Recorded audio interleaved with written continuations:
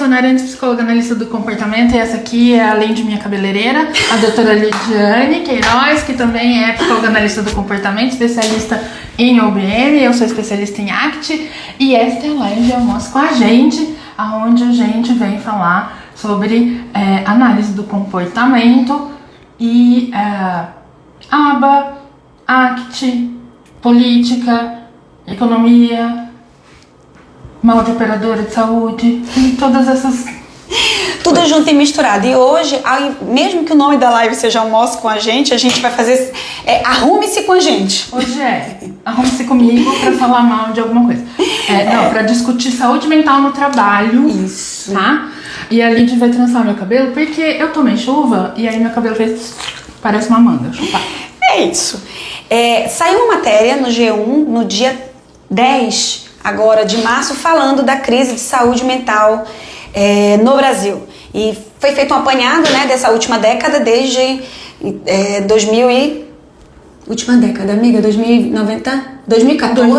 2094 é ótimo. 2014 até 2024.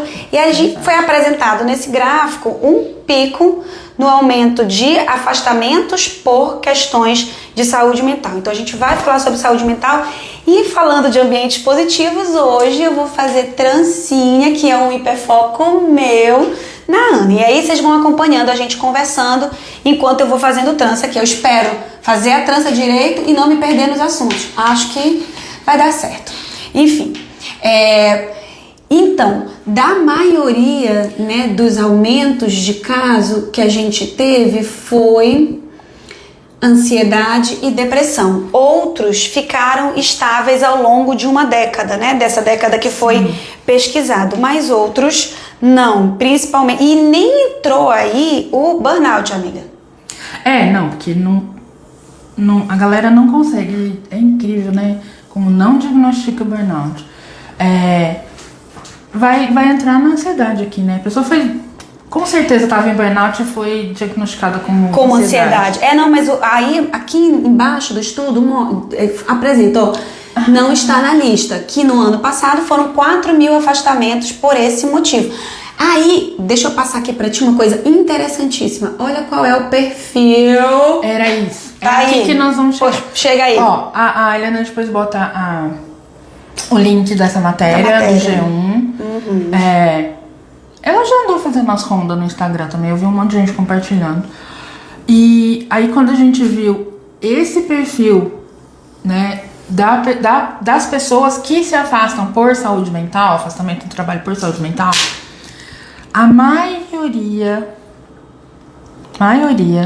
é mulher com idade média de 41 anos, e o transtorno mais comum para o afastamento é ansiedade. Olha pra mim. Muito bem. Eu acho tão esquisito quando divide meu cabelo no meio. O segundo perfil são homens com média de 41 anos de idade, e o transtorno mais comum também é ansiedade. Mas olha só, nesse período de 10 anos, foram 301.000 mulheres, enquanto os homens foram 170.000. É quase metade. É quase metade. E os motivos são aqueles que a gente já sabe. Por que mulher tem 2 vezes mais chance de ser afastada por transtornos de ansiedade do que homens? Porque a gente tem 2 ou 3 ou 4 vezes mais trabalho, pressão, responsabilidade, menos expectativa social, tem menos reconhecimento, ganha menos dinheiro, né? Apesar de ter mais formação, mais capacitação, mais competência, muitas vezes mais habilidade emocional, né? Mais competência social. Porém, essa semana mesmo, né, amiga, a gente passou por uma situação assim, que é de reunir com outras pessoas de outro ambiente de trabalho e sermos incompreendidas, reditas, né? Assim, a gente falava. Deixa eu contar pra vocês que nós passamos. Conta. Então, a gente precisou fazer uma reunião com uma equipe né, que tá desenvolvendo um determinado produto. Nós somos consultoras, né, da empresa que desenvolve o produto e essa equipe está prestando o serviço de desenvolvimento do produto. Olha, precisamos então fazer uma reunião para que vocês deem uma geral, né, sobre o que, né, que precisa de coisas muito específicas nesse produto. E a primeira pergunta foi, mas a gente já mandou toda essa documentação para eles. Desenhada, gente. A gente fez fluxo. Desenhada mesmo, fluxo. Literalmente, para ficar claro, fácil de seguir, né, as informações que são mais ou menos encadeadas. Ok, mas tudo bem, vamos lá. Chegamos lá, era uma equipe formada por 4 homens. Um deles... Amiga, tem que contar que já tinha sido grosso antes. Sim, em mensagens no WhatsApp eles já tinham, né, já tinham se comunicado num tom... um pouco não profissional. Ríspido, digamos assim. Ok, vamos lá. 4 homens, um deles nunca abriu a câmera, só ficou ali escutando o que estava acontecendo. Os outros 2 eram um para baixo e um para cima, deste que se relacionou conosco, que comandou a reunião. E além do tom condescendente, ele falava com a gente num tom como se a gente tivesse 4 anos de idade e ele tivesse que explicar pra gente o nosso trabalho. Consegue tirar o óculos? Consigo. Eu vou ficar meio cega. Não, né? mas é rapidinho, só pra passar dessa parte aqui do... Tá. E aí, esse cidadão, em um determinado ponto, falou, ok, eu vou fazer aqui um fluxograma desenhado sobre como deve ser as informações que vocês vão falar pra ver gente. se eu tô entendendo o que vocês estão dizendo, eu vou desenhar aqui pra vocês. E ele refez o que a gente já tinha feito e já tinha mandado com antecedência pra ele. Refez abaixo, amiga, tava em cima. E refez de uma maneira ridícula. E vocês sabem que eu não dou conta, né? E a primeira coisa que eu fiz foi... mas nós vamos fazer 2 vezes o mesmo trabalho porque nós já fizemos isso. A gente não precisa perder o tempo da reunião pra fazer de novo o que já tá feito. Começou. Eu sou professor de não sei aonde. Ele deu 3 carteiradas e eu sou assim mesmo. Eu gosto de ser didático. Aí, neste momento, eu pensei na cliente, no quanto ela já tinha investido, que ela já tinha pago por esse serviço, yada. Respirei fundo e fiz cara de... Eu não fiz cara de paisagem, gente. Eu passei a reunião inteira com uma cara... de ódio. Macho, fala. Mas olha, fazia muito... Eu fiquei remoendo isso ali de dias, eu falei pra você, né? Falou. Fiquei uns 2, 3 dias remoendo, eu lembrava o tempo inteiro e eu ficava pensando o que eu devia ter falado, como que eu devia ter agido, E isso tem a ver com o estresse que a gente passa super nas relações. Imagina, eu ficava pensando nisso. Né? E claro que toda vez que eu pensava, eu tomava contato com isso, eu ficava com raiva de novo, eu ficava... né, frustrada outra vez, eu me sentia impotente, né, porque é isso, o sentimento que mais incomoda, eu acho pra mim, é esse sentimento de impotência, né, tipo, não tem nada que eu possa fazer. Agora você avalia... que não tenha consequência pra mim. Para mim, diretamente. Eu posso fazer um monte de coisa, mas tudo que eu fizer, provavelmente... vai ter uma consequência negativa pra mim mesma. E não com aquele macho escroto que tava na minha frente achando que tava dando aula pra mim. Eu adoro quando as pessoas falam comigo sem saber quem eu sou. Porque é aí que você vê, né? Quem elas são de fato. Exatamente. É ótimo. E agora pensa assim, a gente passou tudo isso, toda essa raiva, quase eu perco meu réu primário, numa situação pontual. Né? Agora a gente já sabe, a gente consegue ter controle de alguma forma sobre o nosso ambiente. E quem não tem?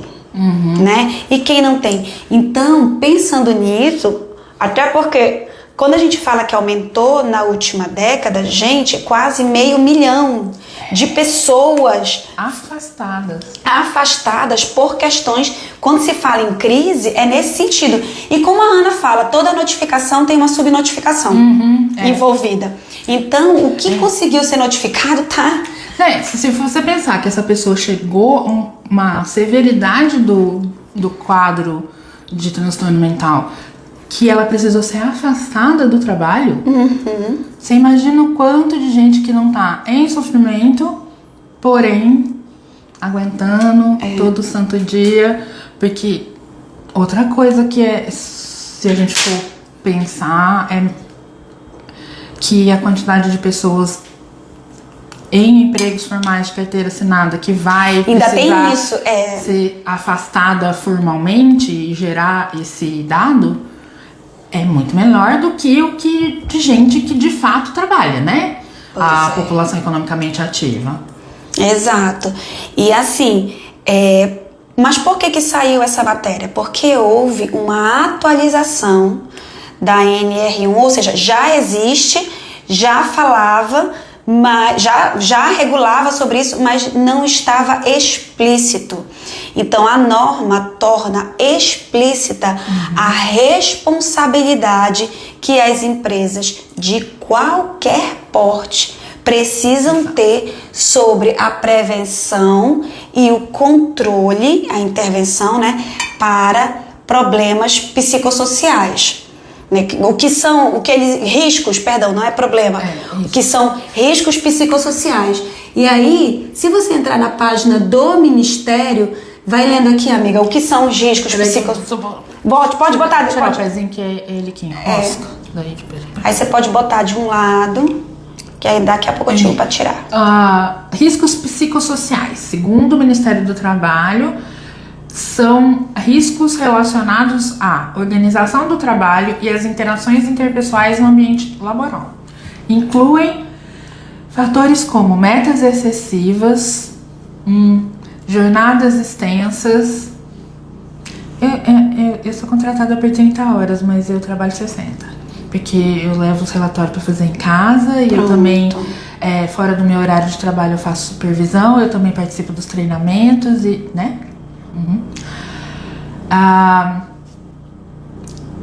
Peraí, cadê? Tá aqui. Eu me achei. Pronto. Achou?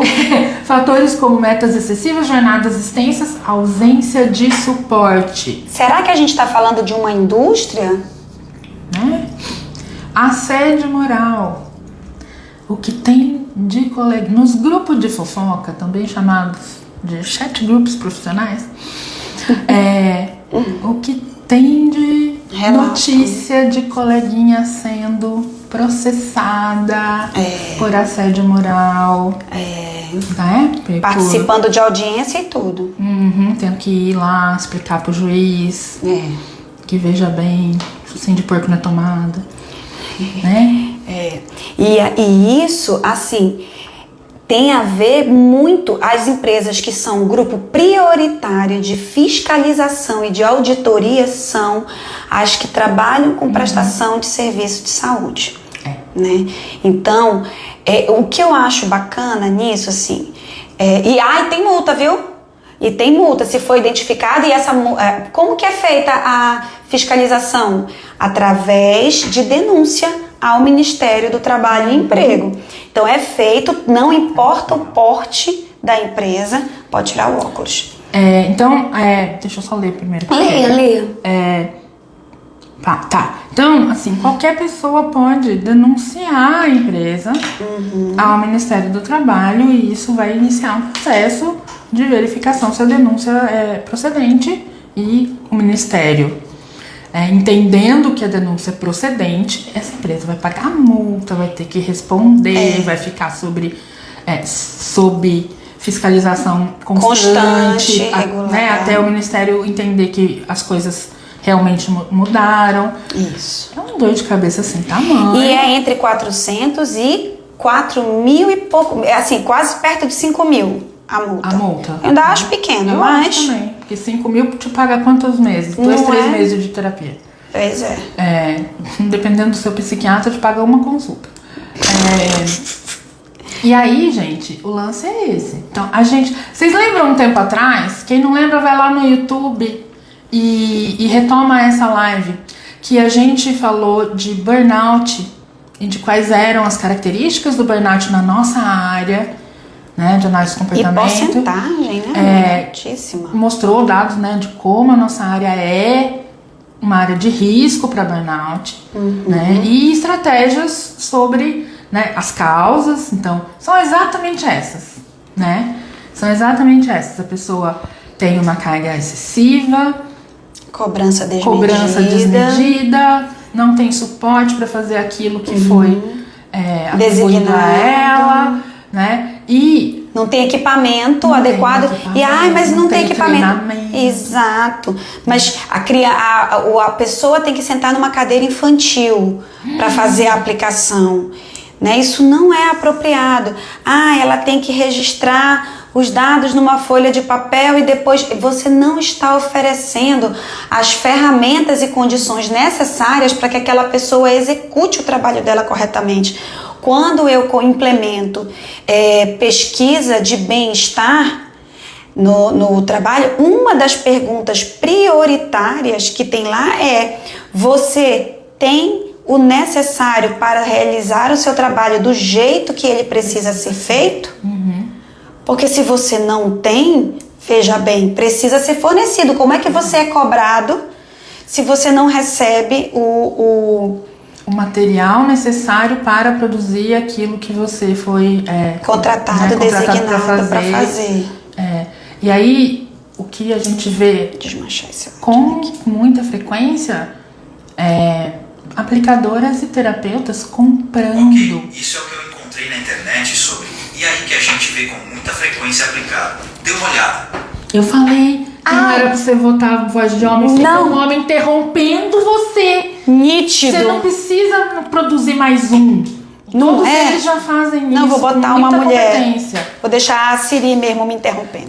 Porque, você ainda vai botar um macho falando? Pra falar o que você precisa fazer e interromper quando você tá falando. Não, vou tirar a voz do macho. Não tem a menor condição. Inclusive, isso é uma situação de estresse. Quando você trabalha num lugar onde tem alguém o tempo inteiro lhe interrompendo, o tempo inteiro redizendo com melhores palavras o que você sabe dizer muito bem, o que é da sua competência. Quando você não tem apoio, então você sofre, por exemplo, algum tipo de maus tratos relacionados à interação social e você não recebe suporte da empresa para tal.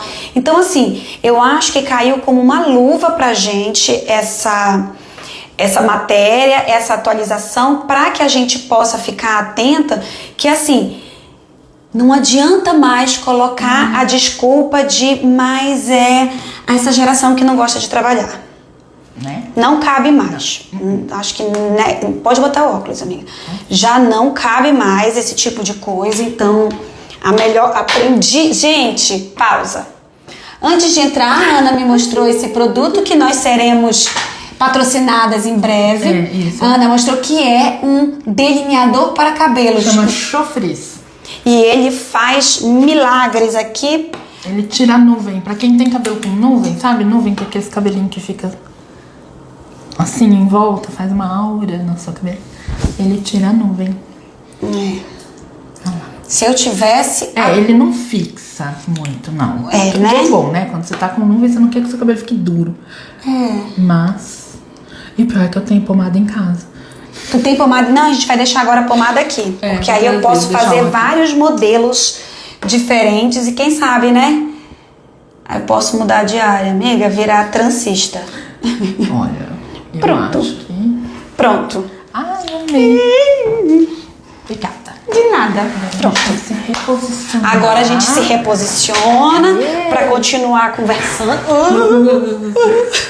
Já pensou? Não, gravado. Não, seria incrível. Mas aí a Helena corta. Nós somos influencers de beleza. Ela falou. Bom, agora que terminamos e estamos prontinhas pra ficar concentrada aqui. A Silvia estava dizendo, eu fico pensando nas escolas, nos professores. E outra pessoa disse assim, eu adoro as multifunções dessa live. Fê. Oi, Fê. Que aqui a gente faz de tudo e mais um pouco, né? Chuvicho bacana. Então, quando a gente acha que no mundo as coisas são terra de ninguém, Não é exatamente Então, assim. veja bem, quando a gente tem um governo que minimamente pensa no bem-estar da população, né, e permite que haja regulamentação para que as pessoas com menos privilégios não sejam completamente oprimidas pelas pessoas com mais privilégios. Isso. É para isso que serve regulamentação, né? E aí eu fico pensando nas terapeutas, aplicadoras, coordenadoras e até supervisoras, às vezes, que compram os próprios recursos, desde brinquedo, jogo, até papel para a criança desenhar, porque a empresa não fornece. Ou quando fornece é assim, não, mas tem brinquedo. Aí você vai ver uma caixa cheia de brinquedo quebrado. Né? Tem que usar esses aí mesmo, porque vocês gastam muito brinquedo. Não Gente, vocês já alguma vez na vida viram uma criança? Né? Quanto tempo dura um brinquedo que é usado 10, 12 horas por dia por várias múltiplas crianças com habilidades diferentes? Gente, se um brinquedo de uma criança que eu já usa ia ele falar. de vez em quando não dura, né? Então, como é que chama isso? Falta de organização, né? Porque esse dinheiro devia estar lá no custo pra fazer isso tudo no mês. Isso é uma coisa interessante, porque assim, a atualização na norma regulatória 1 de medicina, na seção de medicina e segurança no trabalho, ela coloca que se for identificado, então, de novo, não importa o porte da empresa, se for identificado que existem ali riscos psicossociais, vai ser necessário elaborar um plano de ação para implementar medidas preventivas e corretivas dessas situações.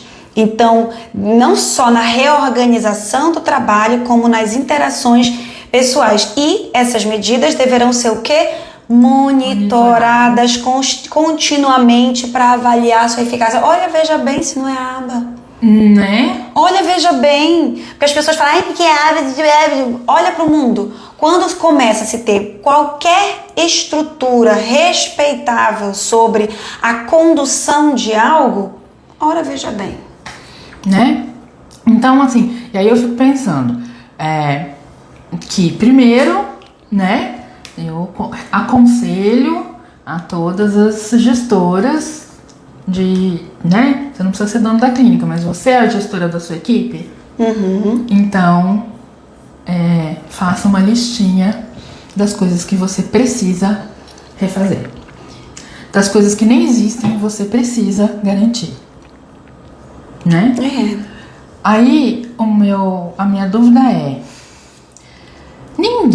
eu não acredito que as pessoas intencionalmente disponham ambientes não, para serem adoecedores, não, né?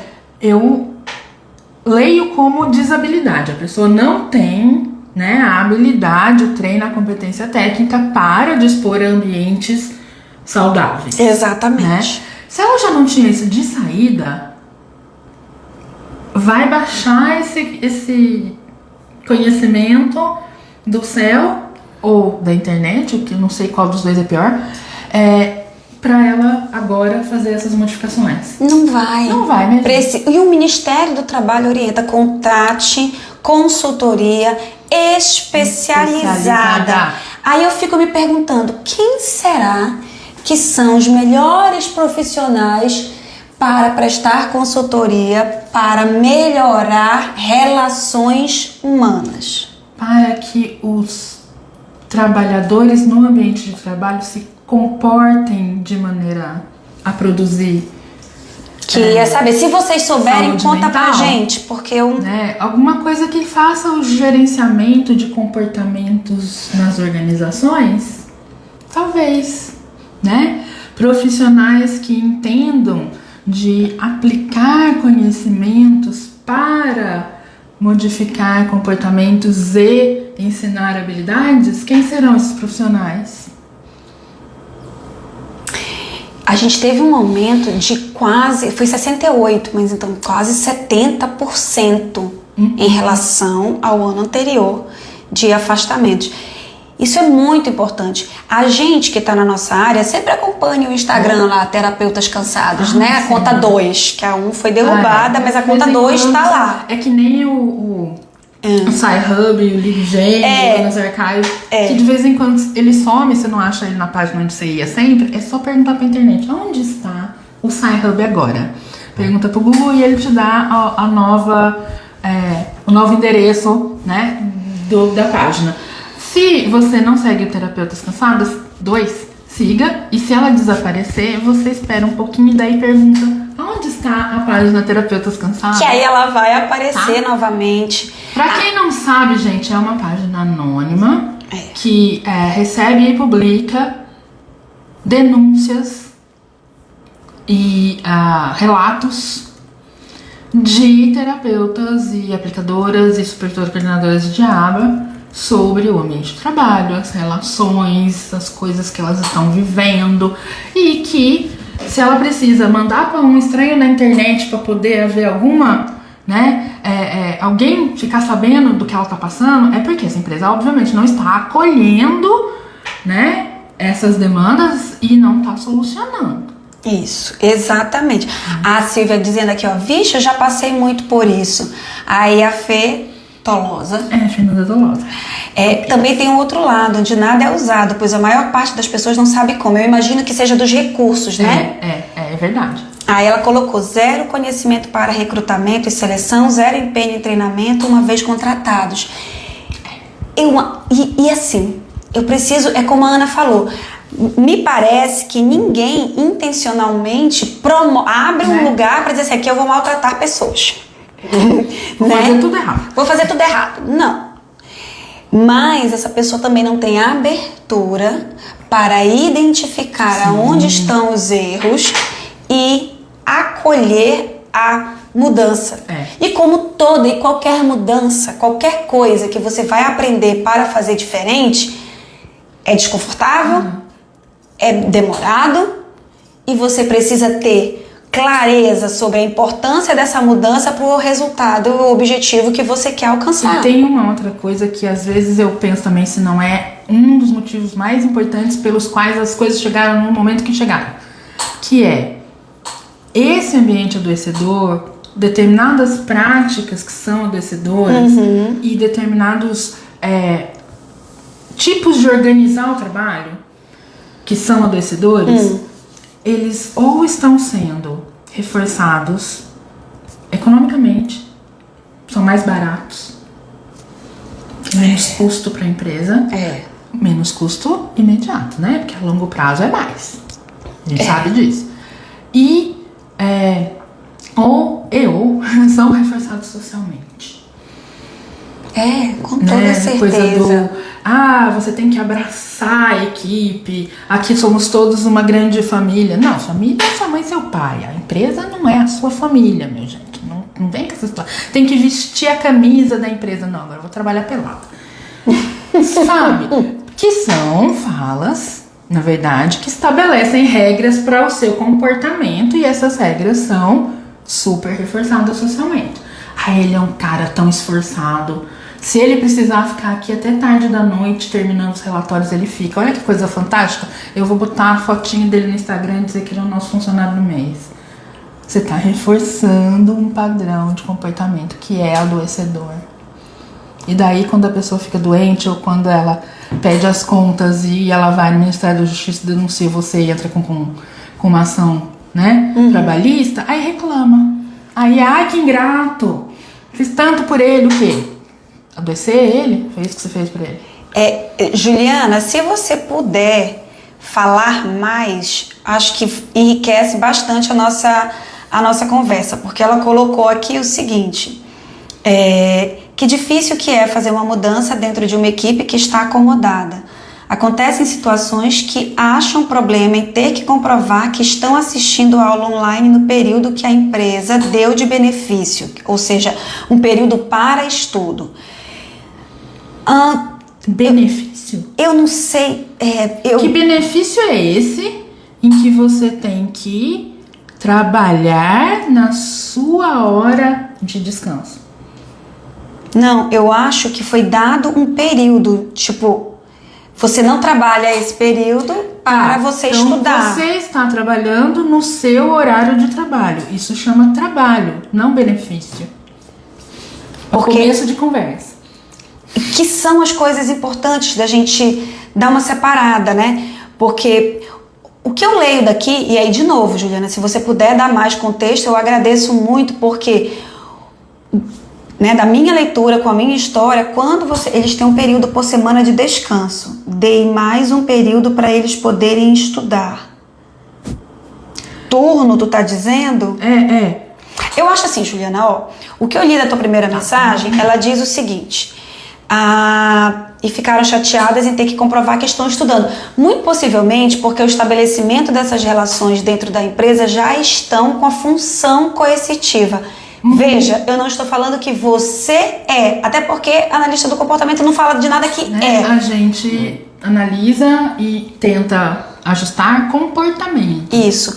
E aí, de alguma maneira, dentro das interações na sua empresa, isso foi estabelecido como coercitivo, né? Então, sabe, eu vou voltar para o exemplo mais simples que sabe o radar de velocidade?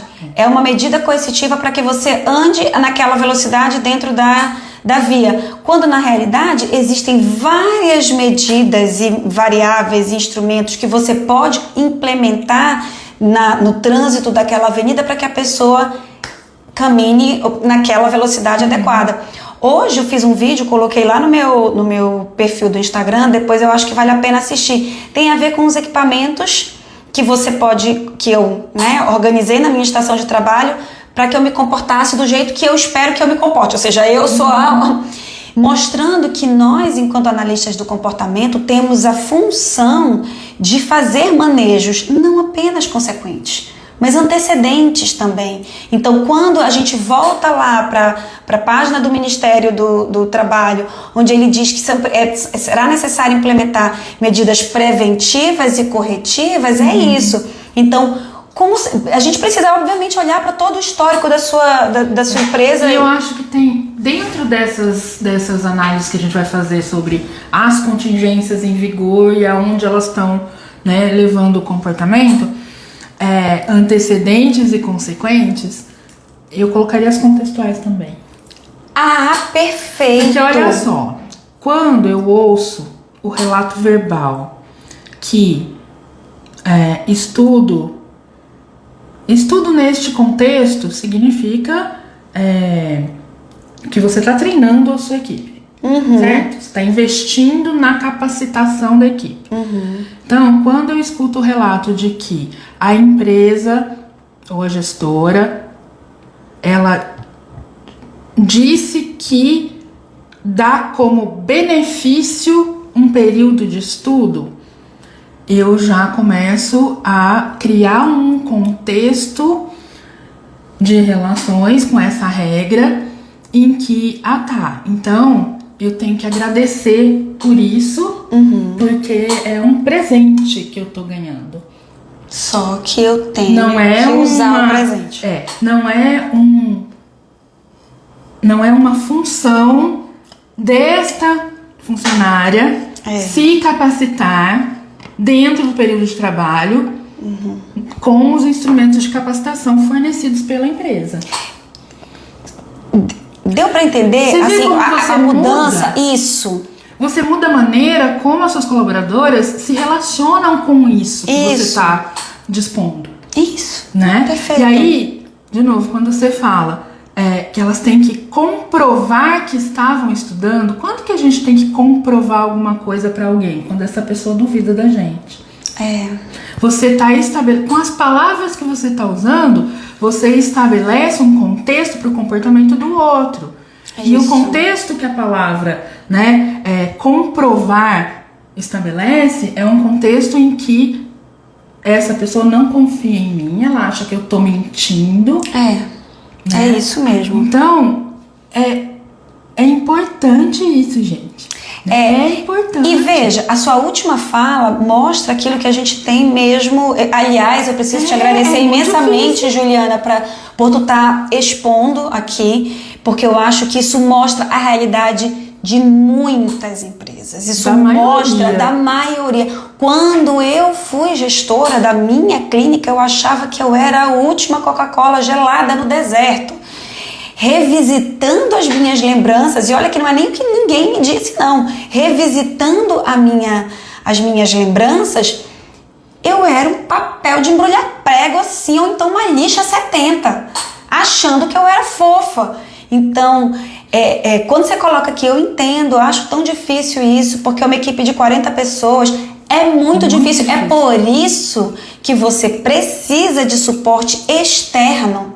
Então, quando o Ministério do Trabalho, quando a gente fala aqui que você precisa as empresas precisam de consultoria, precisam de suporte, não apenas o técnico especializado, a supervisão, mas uma consultoria que trabalha com gerenciamento Que só de vai pensar comportamento. naquilo, porque você, como gestora, você tem que Isso. pensar no trabalho, nas funcionárias, no cliente, no desempenho, no todo o seu fluxo normal de trabalho. Isso. E mais isso.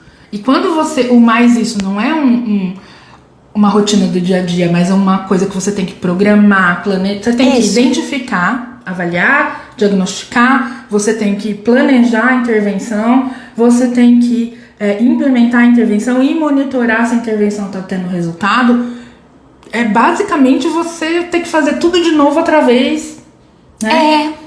E aí, quando você coloca assim, infelizmente tem gente que mente. Vamos pegar isso daí e entender o que é a mentira, o que a gente está chamando de mentira. Então, fazer essa análise de comportamentos vai te ajudar muito, Juliana, muito, muito, muito, porque você vai olhar quando eu minto. Quando eu minto? Eu minto quando, se eu disser a verdade, eu vou ser punida. Então, é uma ferramenta, um instrumento que o seu profissional tem de contra-controle. O que será que você poderia fazer mexendo nos antecedentes e nos consequentes que tornem mais provável a emissão do comportamento? Qual é o comportamento-alvo que você quer aí? Você quer que elas assistam aula, são 40 pessoas, né?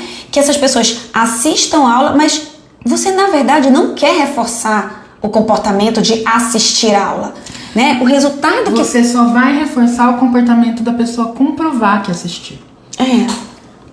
Como é que a gente ensina a criança a mentir? A gente reforça quando ela diz que fez alguma coisa. E daí ela escapa de uma punição. Mas eu dei alguma consequência para a coisa que de fato ela fez e agora tá relatando? Não. Ju, eu sou íntima, tá? Assim, eu vou te dar uma orientação aqui. Você tá dizendo que elas nunca foram punidas, que as que não mentem ficam chateadas. Fica, com certeza. Antes de eu te dar a dica, com certeza, se tem um negócio que derruba a motivação e o engajamento de uma equipe, é quando existe por parte dessa equipe a percepção de injustiça. Entendeu? Então, quando você fala, elas nunca foram punidas aqui, isso é pelo histórico de vida delas, eu realmente entendo. Uma coisa que você pode fazer, reforço diferencial para o comportamento que você quer observar. Como que eu posso destacar, promover, e não é só através de elogio, pelo amor de Cristo, o comportamento daquelas pessoas que estão aprendendo durante as aulas. O que no desempenho delas a gente pode identificar mudanças? Como é que eu posso dizer assim, nossa, essa daqui é uma profissional que de fato se engaja e tudo mais, né? Então, isso é muito, muito importante, que você consiga fazer arranjo de contingências, mas a gente só consegue fazer arranjo se a gente consegue fazer análise. A gente muitas vezes só consegue fazer análise se a gente tiver um olhar externo. Eu acho que a variável histórica, né, da história de aprendizagem que estabelece esses tipos de significado na vida, né? Então você tá pedindo pra mim que eu tenho que comprovar, é porque não confia em mim. É porque acho que eu tô mentindo. E isso, claro, foi uma coisa que ela aprendeu ao longo da vida, não necessariamente uma coisa que a sua empresa criou, né? Uma contingência que a sua gestão criou. Mas você tem que levar isso em consideração quando você cria as contingências, né? Para que as pessoas se comportem da maneira como você deseja que elas se comportem. Então, sim, precisa analisar isso. E também analisar exatamente qual é o objetivo. Ah, mas elas são grandes mesmo, tá, Moreira Cândido? Ela tá perguntando, mas e quando a lista de comportamentos são grandes? São enormes, encadeados, são habilidades complexas. Por isso, de novo, que você não dá para ser gestora de uma equipe de 40 pessoas tentando garantir o atendimento do cliente de maneira adequada e ainda fazer tudo isso. Certo? Não dá conta, gente. Quando você tem que reformar a sua casa, você mesma quebra as paredes, sobra as paredes, bota o cano, muda o fio. Eu acho até que tem uma ou outra que dá conta, mas é a exceção, né? Não é a regra. Gostaria muito. É meu sonho não ter que depender de ninguém. Mas, infelizmente, a gente precisa contratar a pessoa que é especialista naquilo se a gente não quiser que a casa caia na nossa cabeça. Né? Então, é isso. E mudar mesmo. Pensa, quando você estabeleceu que durante um período da jornada de trabalho você ia disponibilizar um determinado curso para elas fazerem, um curso online. Quando você fez isso, qual era o objetivo? O que você queria que mudasse no comportamento das funcionárias, das terapeutas? E aí a sua métrica é no estabelecimento desse objetivo. Não se a funcionária disse ou não que estava lá na hora. Se o comportamento dela mudar de acordo com aquilo que está sendo ensinado, você atingiu seu objetivo. Se não mudar, você pode ficar lá, botar uma câmera e comprovar que a pessoa estava lá durante todo o tempo, escutando, fazendo exercício, entregando trabalho, e o comportamento dela não muda, o desempenho dela não muda, ela não aplica aquilo que ela aprendeu. A gente começamos a desenvolver uma conversa paralela aqui no chat, mas em função de que fica gravado, eu acho que eu preciso trazer para cá, né? A Juliana colocou que faz muito isso, né? Tem o destaque do mês. Aí eu perguntei, destaque como? Tipo funcionário do mês? Aí ela colocou nos treinamentos mensais, ressalto comportamentos de pessoas que se destacaram, elogio, presenteio conforme com o que é reforçador para cada um, tipo massagem, café, folga, livros. Aí eu perguntei, entendi. Você tem medido a eficácia dessas estratégias? Aí a Juliana fez uma pergunta em cima, tipo, posso pedir para elas compartilharem conosco seus aprendizados? Então, como você vai fazer isso, esse pedido? Eu acho que uma coisa é assim, a gente, sim, tem eu acho que ela ainda vai escrever mais, deve ser respondendo a minha pergunta, mas assim, a gente precisa não dar como certas coisas, a gente precisa olhar e assim, eu tô adorando o aumento de comportamento delas e das outras pessoas. Então tá funcionando. Tá funcionando. Acho bacana isso que está acontecendo aqui, por quê? Porque mostra como que é desafiador, complexo e muitas vezes incerto o trabalho que precisa ser feito para que você mantenha um ambiente saudável. Porque se tem uma coisa também que muitas vezes não está sob nosso controle, é o reforçamento social ali. Exato. O quanto que nós, a despeito de tudo que está sendo feito naquela gestão, mas o quanto que nós fugiu. O quanto que a gente independente, variável, voltei, né? não, é assim, Juliana, você pode estar fazendo tudo absolutamente certo, 5 estrelas, 1000, ainda assim, esse grupo, ele existe e ele tem uma identidade, e existe um reforçamento ali dentro daquele grupo, então, existe ali, meu comportamento de não assistir a aula, de fazer outras coisas, ele pode estar sendo reforçado pelos comportamentos do próprio grupo, né? Então existe um senso de pertencimento ali entre nós que somos contraventoras e não assistimos a aula, né? E aí o que eu fico pensando também é o quanto essa cultura desse grupo não foi estabelecida também pelo ambiente de trabalho. Sem dúvida. Então, se você não conscientemente, planejadamente, sistematicamente estabelece contingências para a criação da cultura que a sua empresa quer ter, dirigida aos seus valores, que cumpre a sua missão, seus da empresa, você tá deixando correr solto. E aí, a cultura que vai se estabelecer ali, os padrões de comportamento vão ser selecionados, né, de acordo com as pessoas que estão ali e não com o ambiente. É nesse momento que ela carrega, né, a história de vida dela e repete, né, padrões que são não necessariamente são saudáveis. Né? A pergunta aí é como tornar que mudanças, né, implementações eu preciso, ou retiradas, eu preciso fazer para tornar mais provável o comportamento de aprender. Sim, né, sim. Durante. Agora que eu li o nome, o problema dos nomezinhos de Instagram é que é tipo o nome da pessoa tudo junto e o meu cérebro não processa.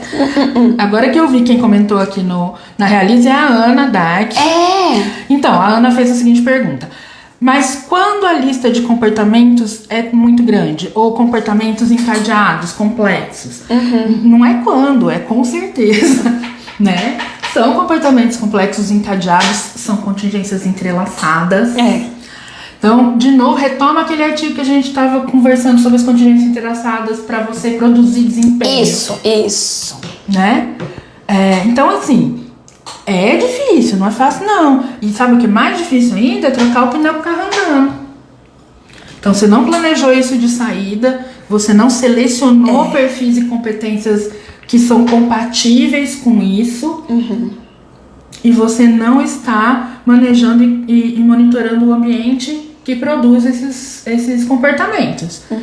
Aí, agora que você já tem uma cultura que já se estabeleceu, que é isso aí que a Juliana disse, é muito difícil mudar, 40 pessoas. Mudar o comportamento de uma equipe que já se estabeleceu como cultura dessa equipe. Não existe mudança de cultura que é feita de um dia para outro. Mudança de cultura Deus o livre. É a coisa mais difícil que existe. Você pode ter a estratégia que você quiser, a cultura da equipe vai lá e engole a sua estratégia. Ela dá um jeito de controlar ou esquivar. Tá? Então, precisa...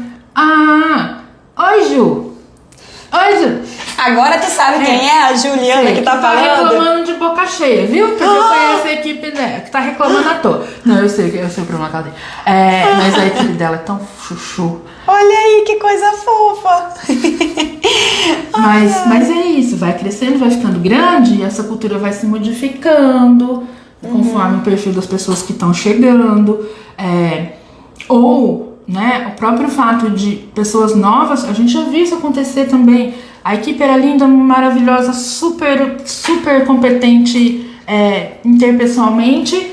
A empresa cresce, você dobra o número de pessoas nessa equipe, entram várias pessoas novas, acaba com a competência da equipe, porque tem choque ali de coisas acontecendo, né? Você não preparou a equipe para crescer, para receber esses novos membros de maneira adequada.